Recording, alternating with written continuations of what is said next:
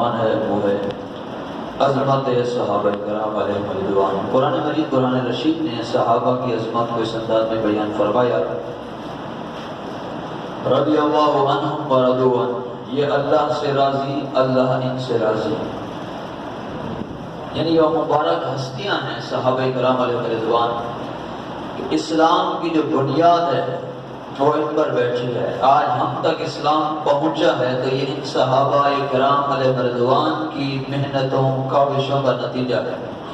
اسلام کا پرچم دنیا میں لہرا رہا ہے تو اس کے اندر صحابہ کرام علیہ رضوان کی محنتیں اور ان کے خلافت کے سلسلے، حضرت سیدنا ابو بکر صدیق رضی اللہ تعالیٰ عنہ، فاروق اعظم رضی اللہ تعالیٰ عنہ، عثمان غنی رضی اللہ تعالیٰ عنہ، مولا علی شیر خدا کرم اللہ تعالیٰ وجہ الکریم، ان کا جو دور خلافت چلا اور یہ سلسلہ بڑھا، الحمدللہ شجر اسلام ہر دور کے اندر پھیلتا پھلتا پھولتا رہا اور آج دنیا کے کونے کونے میں اسلام کا نام لینے والے موجود ہیں۔ ان جماعت صحابہ کے بارے میں قرآن نے کئی مقامات پر ان کے فضائل اور ان کی عظمت کو بیان کیا۔ ایک مقام پر اللہ تعالیٰ ارشاد فرماتا ہے کُلًّا وَعَدَ اللَّهُ الْحُسْنَى، یہ صحابہ جو ہیں تمام کے تمام سے اللہ تعالیٰ نے حسنہ کا وعدہ فرمایا ہے۔ کُلًّا کا معنی ہوتا ہے تمام، وعد اللہ، اللہ نے وعدہ فرمایا ہے، حسنہ حسنہ کا، اللہ نے تمام صحابہ سے حسنہ کا وعدہ فرمایا۔ حسنہ کیا چیز ہے؟ مفسرین کا اس بات پر اتفاق ہے کہ حسنہ سے مراد جنت ہے، اور جب مفسرین کا اتفاق اس بات کا کہ اس سے مراد جنت ہے تو پھر ترجمہ یہ بنے گا کہ اللہ تعالیٰ نے تمام صحابہ کرام علیہ رضوان سے جنت کا وعدہ فرمایا، ان کو جنت کا مجدہ ملا۔ اور حضور جان عالم صلی اللہ علیہ وسلم خود جماعت صحابہ کے بارے میں فرماتے ہیں اصحابی کا نجومی بأیہم اقتدیتم اہتدیتم، میرے صحابہ ستاروں کی مانند ہیں، تو جس کے دامن سے لگ جاؤ گے ہدایت پا جاؤ گے۔ یعنی صحابہ ستاروں کی مانند ہیں، اور حضور نے فرمایا بأیہم اقتدیتم اہتدیتم، ان میں سے جن کا دامن تھام لو ہدایت پا جاؤ گے۔ اور یہی صحابہ کرام ہیں جن کے بارے میں حضور جان عالم صلی اللہ علیہ وسلم نے ارشاد فرمایا کہ اگر تم احد پہاڑ کے برابر سونا اللہ کی راہ میں صدقہ کرو، احد پہاڑ کتنا بڑا ہے، یعنی احد پہاڑ اگر سونے کا بن جائے، تم احد پہاڑ کے برابر اللہ کی راہ میں سونا صدقہ کرو، اس کے بدلے میں میرا اس کے مقابلے میں صحابی ایک موتی آدھا موتی، روایت کے الفاظ ہیں آدھا موتی یا ایک موتی، یہ کچھ کلو وزن بنتا ہے، یعنی تم پورا احد پہاڑ سونے کا اللہ کی بارگاہ میں خرچ کرو، اور میرا صحابی ایک یا آدھا موت جو اللہ کی راہ میں خرچ کرے اس کا آدھا کلو ایک کلو جو سا ہے جو خرچ کرنا ہے، تمہارا احد پہاڑ کے برابر سونا میرے صحابی کے جو کا مقابلہ نہیں کر سکتا۔ تو یہ یعنی اتنا صحابی اور عام امتی کے اندر فرق کہ ہم خرچ کر رہے ہیں، ہم اللہ کی راہ میں صدقہ کر رہے ہیں، ہم جو صدقہ کریں جو کہ جتنا کریں گے اتنا ثواب ہے، لیکن صحابی اگر جو ایک مقدار بیان کی کہ ایک سا اگر اللہ کی راہ میں صدقہ کر دے تو اس کو احد پہاڑ کے برابر سونا عام بندہ صدقہ کرے وہ بھی مقابلہ نہیں کر سکتا۔ یہ عظمت اور شان ملی ان کو صحابی بننے کے صدقے۔ اب صحابی ہوتا کون ہے؟ جس نے ایمان کی حالت میں حضور جان عالم صلی اللہ علیہ وسلم کی زیارت کی اور حالت ایمان میں دنیا سے رخصت ہوا، وہ صحابی بنا۔ حضور کی صحبت پائی حالت ایمان میں یا زیارت کی ہو، اور پھر اسی حالت میں یعنی اسلام میں انتقال ہوا، وہ صحابی بن گیا۔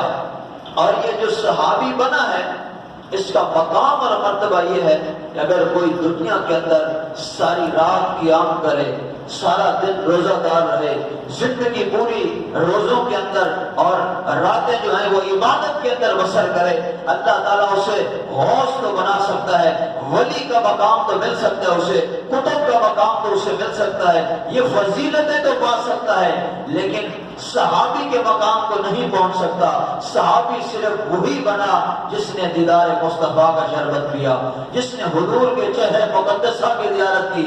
اللہ نے اسے یہ اعزاز عطا فرما دیا. یعنی آج کے دور میں اگر کوئی کتنی عبادتیں کر لے وہ ولی تو بن سکتا ہے، صحابی نہیں بن سکتا.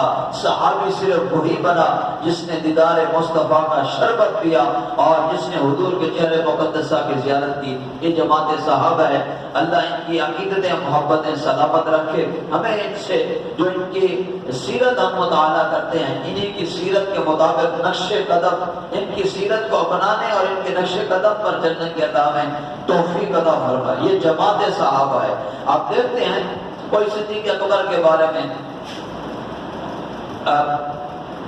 حضور سید آقائی و مولا صدیق اکبر رضی اللہ عنہ کے بارے میں ہلکی بات کرے، کوئی فاروق اعظم کے بارے میں، کوئی عثمان غنی کے بارے میں، کوئی امیر معاویہ کے بارے میں، تو فرمایا کہ اگر کسی کے منہ سے ایسی بات آپ سنیں جو صحابہ کے بارے میں ہلکی ہے، کمزور بات کر رہا ہے، تو پھر اپنے ایمان کی فکر کیجیے، ایسے بندے سے کنارہ کش ہو جائیے. کیوں؟ یاد رکھیے گا ذی شعور لوگ ہیں. بندہ علم حاصل کرتا ہے، جب کتاب کو پڑھتا ہے تو یہ شعور دلاتا ہے. علم پڑھنے سے بندے کے پاس شعور آتا ہے. اب ایک بندہ ہے، اس نے مطالعہ کیا، بھائی میں نے فلاں کتاب پڑھی یا میں نے فلاں کا بیان سنا. آپ نے فلاں کا بیان سنا یا فلاں کی کتاب پڑھی، اس بیان کے سننے یا کتاب پڑھنے کے بعد اپنے آپ کو چیک کریں کہ اس کتاب کو پڑھنے کے بعد آپ کی محبت صحابہ سے بڑی یا کم ہوئی، آپ کی محبت انبیاء سے بڑی یا کم ہوئی، آپ کی محبت اولیاء سے بڑی یا کم ہوئی.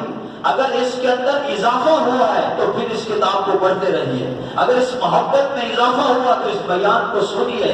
لیکن اگر یہ بیان سننے یا کتاب پڑھنے کے بعد صحابہ کے بارے میں، اولیاء کے بارے میں یا انبیاء کے بارے میں آپ کے اس جو آپ مطالعہ کرنے کے بعد کمزوری محسوس کرتے ہیں، کمی محسوس کرتے ہیں، تو پھر سمجھ لیجئے کہ یہ آپ کے لیے نقصان دہ ہے. یہ آپ کو شعور نہیں دلا رہی بلکہ اندھیرے کی طرف لے جا رہی ہے. اب آپ کے اوپر ہے، آپ چاہے کسی کتاب کا مطالعہ کریں دنیا کے اندر، آپ کہیں کہ فلاں کی کتاب پڑھ رہا ہوں، آپ فلاں کی اٹھا کے پڑھ رہے ہیں، لیکن پڑھنے کے بعد اپنے آپ کو ضرور چیک کریں. اگر یہ صحابہ سے محبت کو بڑھا رہی ہے تو آپ کو شعور مل رہا ہے، آپ صحیح سمت پر جا رہے ہیں. اور اگر یہ آپ کے اندر کمی لا رہی ہے محبت اہل بیت، محبت صحابہ کرام کے اندر، تو پھر سمجھے آپ نے غلط راستے کا انتخاب کیا ہے. آپ فوراً اس سے ہٹیں اور صحیح راستے کا انتخاب کریں. صحیح راستہ وہی ہے جو ان کی محبتیں اور عقیدتیں سکھانے والا ہے. اللہ ہمیں ان کی عقیدتیں محبتیں نصیب فرمائے. آمین بجاہ النبی الامین صلی اللہ علیہ وسلم. دو شیر صلی اللہ علیہ وسلم.